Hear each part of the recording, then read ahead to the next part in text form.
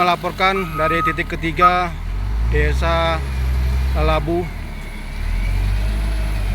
pada tanggal 10 April 2026 pukul 19. Ini merupakan titik ketiga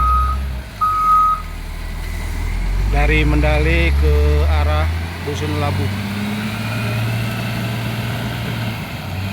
BPBD terus berupaya mempercepat penanganan tanah longsor.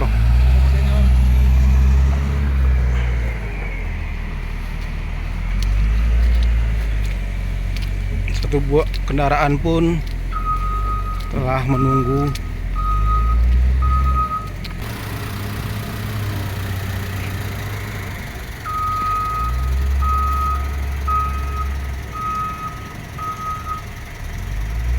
Diharapkan kepada pengguna jalan untuk berhati-hati.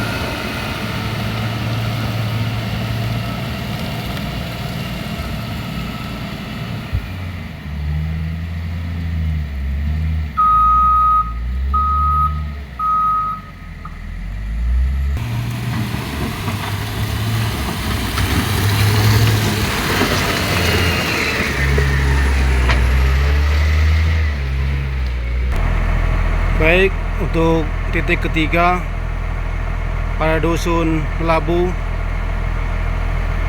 jam 19:10 sudah dapat dilalui.